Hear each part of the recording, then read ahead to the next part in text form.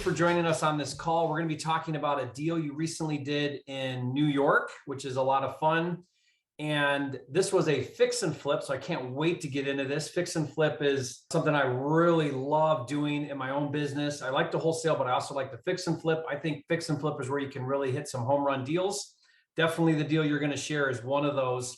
But Martin, let's start out and talk a little bit about your journey, when you got started, how you know me, and kind of a little bit of your background. I know you've got a couple of your partners on the call as well. Thanks, Jerry. Appreciate being here. And I have my partner, Matt, and my other partner, Amber. But yeah, Matt and I we started as the sales guys. We don't have like a rags to riches story. We were doing very well.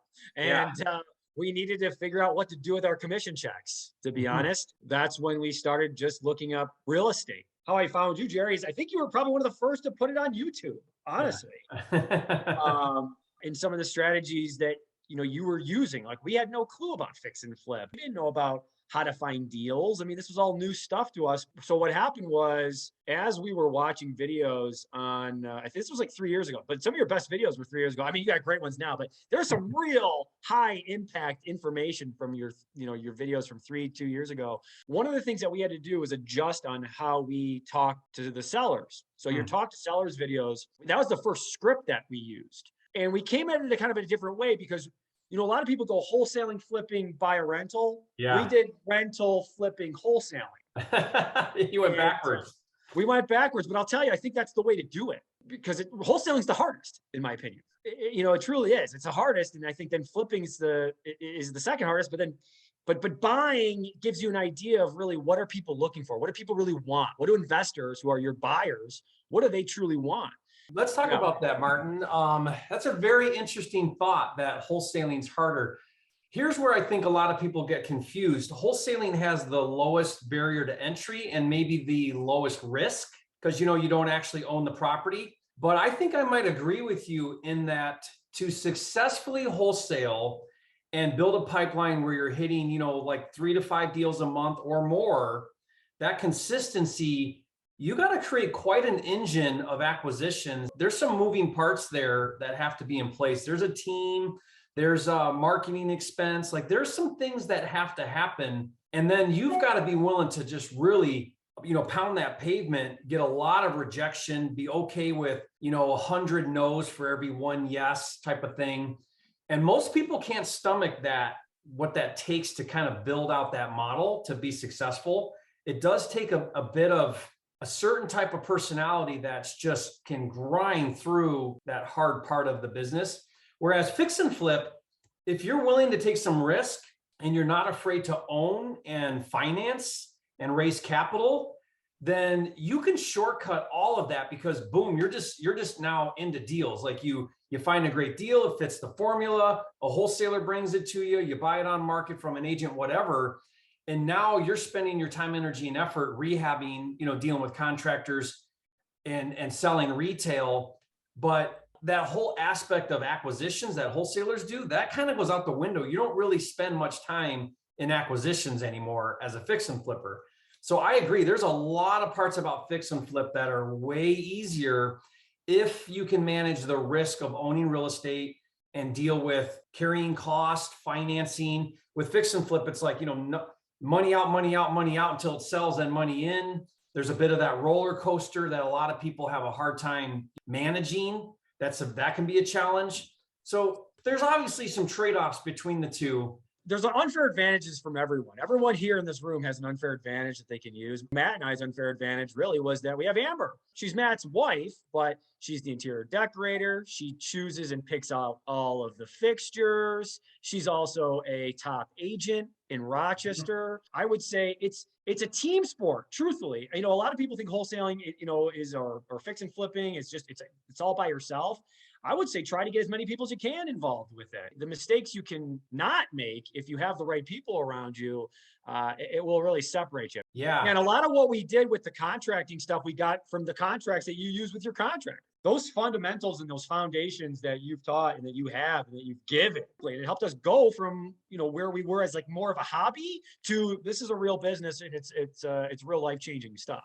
And to elaborate on some of what Marty said with the scripts and the cold calling, is Marty and I, like he said, we were sales guys. We have no shame in picking up the phone and banging 100 dials. That's what we did for a living. We were good at it, right? So now it's a matter of finding a script that works for, how do you bring it to residential real estate? And that's, we took a lot of what you said into our own culture and our own company. And now we're teaching our own VAs how to do it. Yeah, that's fantastic. Well, so that's kind of exciting then. Now, do you guys still follow the three strategies? Are you still doing rentals, fix and flip, and wholesaling? Are you doing all three?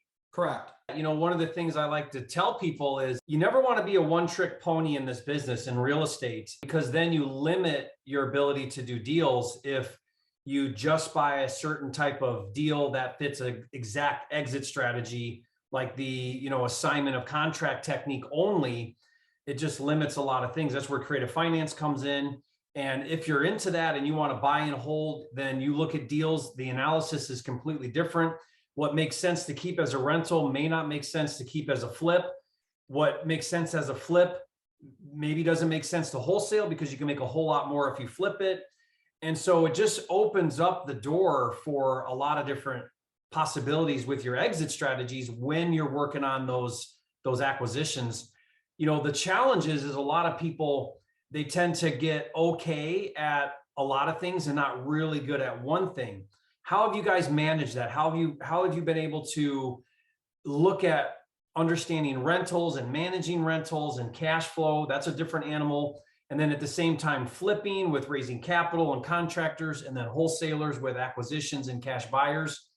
Is it because you built that team and you guys are managing well the different moving parts, or what would you say has helped you with that process? I'd say one of the nice things you get the luxury of is you get to be a little picky, Jerry, with what you want. Okay. Obviously, it's all a numbers thing.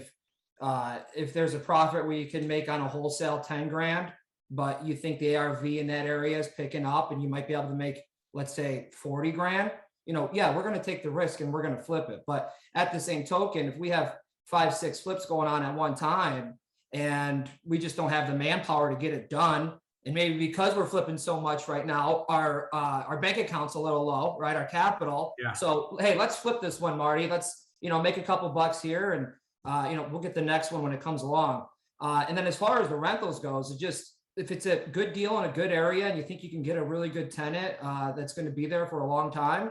And as far as the rentals goes, it's, can you manage a headache? Is this going to be a headache problem, right? Is this rental going to cause me grief down the road? If so, let's pass on it. Maybe we can wholesale it. And now the only way we're buying stuff, if it's a rental, because of just how crazy things are, I'm going to have to get seller finance. And I'll tell the people, I'll tell them right away, hey, and this is the only offer for us, and it's only going to be through you holding paper. So that's interesting. I hope you guys caught that. So when you learn creative financing, then you're able to get into deals without the big down payments, without the bank financing. Those are great types of deals if you know how to structure, to then pick up those properties and keep and hold those, especially if it's little to zero down, cash flows there, the right area, and all those things kind of make sense.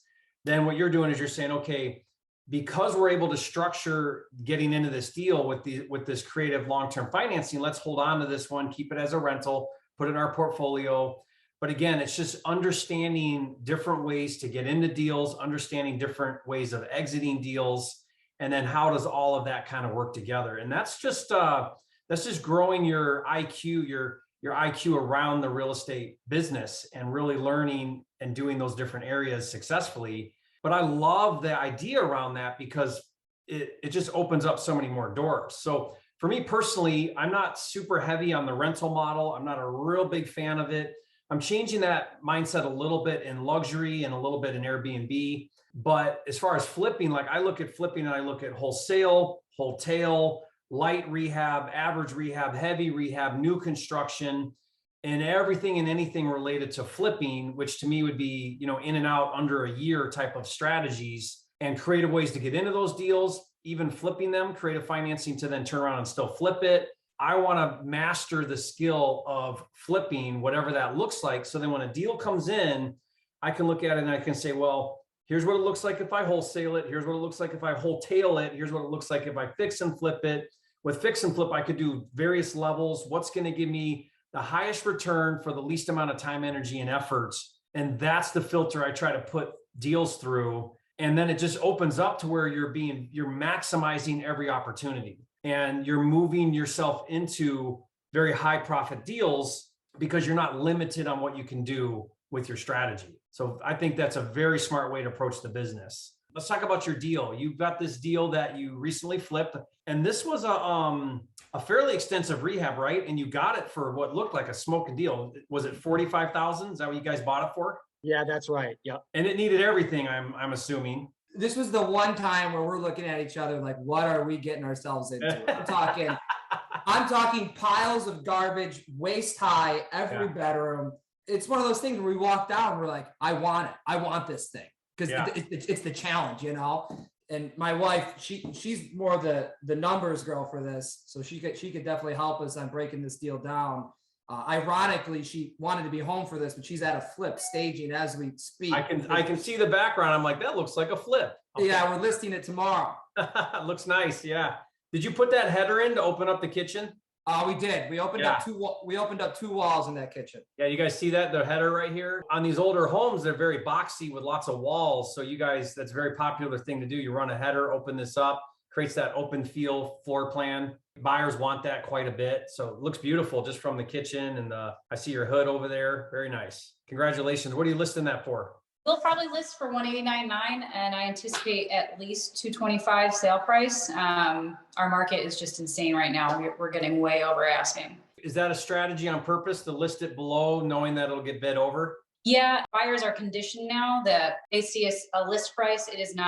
It's a starting point, not a limit. Yeah. Just keep me posted. I'd love to hear what you go pending at on that one. But let's talk about your other one. So you buy it for 45, a complete disaster. Yeah, it was a cold call. Vacant absentee, those are really super hot. Vacant absentee, high equity, right? We stack it. How many square feet? 1,650. Okay, so about 1,600 feet. You guys put about what, 100? Is that what it was? About 100 into it on the rehab? Yeah, so I mean, this is kind of pretty much everything. Did you redesign that floor plan too? Open walls and all that? So it was everything exterior, siding, windows, roof. Yeah. I took out a wall in the kitchen, expanded the dining room a little bit. I mean, the kitchen was gorgeous. Two full baths that we completely redid. It was top to bottom. The basement had 3 feet of water in it when we bought it. So. And you spent 100 on it. So what'd you budget? Was that your budget going in? How far? Let me rephrase this. How far over budget did you go? I think our budget was somewhere around 75, 80. Yeah. Okay. So not too bad. You went in at 75 and you spent 100. It's funny. You know, I've been doing this for 18 years. I've fixed and flipped, I don't know, hundreds, maybe in the thousands. It is so hard to keep a budget no matter how long you've been doing it. You know, it's just, so that's why you need to have good margins, because you don't hit those budgets all the time. And it's just the nature of the beast, right? You're tearing into an old house. You don't know half the problems till you're neck deep in them, right? So you just have to be able to manage through that as best you can.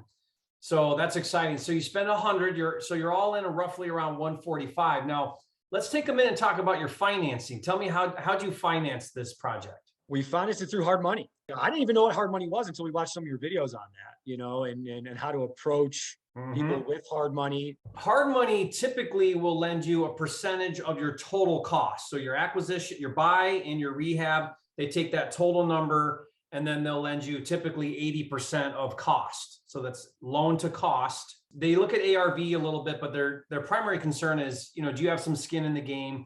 As you gain experience and as you can show a hard money lender experience, and especially if you repeat the same hard money lender and you proved yourself that you pay your loan on time, you pay it off on time, they'll stretch that up to like 90%, which means you only have to figure out how to finance the other 10%.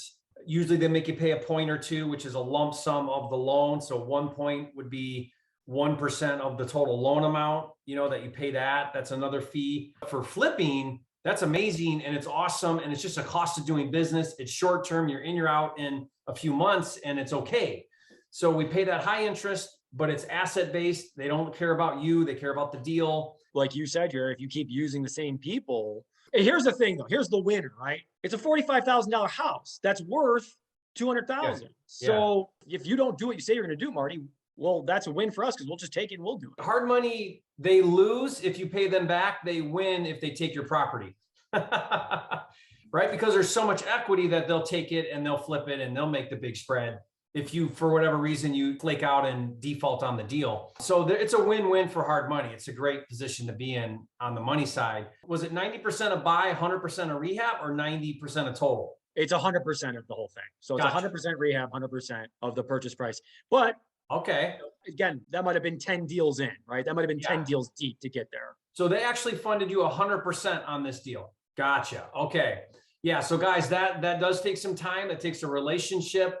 I typically, the way you can get there fast, if you're new and you don't have the experience, is you leverage the 80% from hard money and then you bring in private money for the balance of the other 20%, right? And that gets you to the 100. That's how you can quickly get to 100% financed on a fix and flip. So then you're in this deal. How long did that rehab take you to do 100K rehab on 1,600 square feet? From start to finish, probably about 3 months. It was middle winter when we bought That's it. moving. 3 months is Yeah. moving. That's great. Yeah. Again, you've got probably some great relationships with contractors, so they probably jump up and down for you because you've built your business. That consistency and repeat business, you start to get good deals. You start to build your team of reliable contractors. That's just part of growing your business. Okay, so you took about 90 days or so to do your rehab. You're roughly into this thing for, 145. Amber, what'd you list this thing for? We listed that one for 189.9. Went way over asking price then, right? Got 250 for that one. 250. How many offers did you get? We had 17 offers on that house. Yeah, insane. Isn't that incredible? That is so fun to be the seller now, right? When you're selling like that. That 250 buyer, was it smooth with them? How were they on the inspection and all of that? In Rochester, I'm sure a lot of markets are like this right now. For every 10 offers you get on a house, maybe one is asking for inspection. This person paid cash. She waived her inspection. It was a really, really smooth deal. Dream buyer. But we really make a point to strive. We know that people are waiving inspections and we do not take advantage of that. We've done so many now that agents recognize our work when they walk in the door. When we are making a name for ourselves, we want people to walk in feeling comfortable waiving that inspection.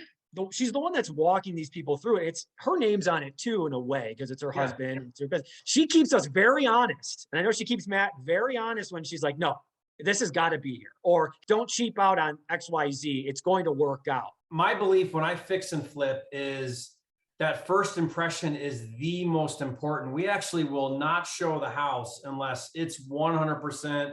The final cleaning's done. The pictures are professional with the right lighting. And because when that buyer opens that door, you want that wow factor. So you get this buyer right away, 250. And so when you net that deal out with your buy, your rehab, your closing fees, your carrying cost for financing, this thing penciled out at around $101,000 net profit, right? And what's that like hitting those a 6-figure profit on a deal? What's that like? Men? Yeah, I mean, isn't it? It's great. You spend 3-4 months doing this rehab final for one day for these offers to come in. I'm on the phone with Marty. We got this, we got the next one, we got the next one. It's kind of why we do it. It's for that excitement. Oh yeah. I mean, there's not a greater rush than that, right? Then you put in all that effort and work, and you make this beautiful home. I look at it like you took this ugly home that nobody wants and made it this beautiful home that everybody wants. And you're part of that creative process and get compensated very, very well to do it. I mean, what's cooler than that? With you guys, you did that deal. And now what's your business model look like? Help everybody understand. What's that business look like for you guys? We have a team of VAs, like Matt said. It's, we're texting, we're calling. That's kind of like our main two. Those are like our two ways of finding deals, is the texting and the cold calling. Matt's the leader on the ground with our employees. We have 3 employees that are full-time contractors that are at our flips, and they do a really good job. And yeah, that's the day-to-day, is the texting and the phone calling. And what we don't want, we sell it off to our buyers. Why throw away those non-deals when you can wholesale them? There's always another flipper that's okay to make 20 grand on a flip. Let him do all that work to make 20 grand. You make 10 or 15, get rid of that low margin deal, and you focus on the home runs. That's a genius business model. And that's why I'm a big believer in fix and flip and wholesaling, Be super picky about your fix and flips, wholesale everything that doesn't fit the formula. And that's an amazing business model. Wholesaling creates some short-term cash to pay the bills, and the fix and flips are, I call it your get rich money, is your fix and flips. Your wholesaling is your pay bills money. Thank you guys for sharing that deal. Let's see a lot more of those 6-figure checks, and I want to see some 7-figure. Let's get to the 7-figure. You guys were a real inspiration. Hope you guys watching were inspired. Everyone leave a comment and say, Martin, Matt, Amber, you guys are flipping geniuses. Good work. You guys are flipping geniuses. Super proud of your guys' success. Keep it up. And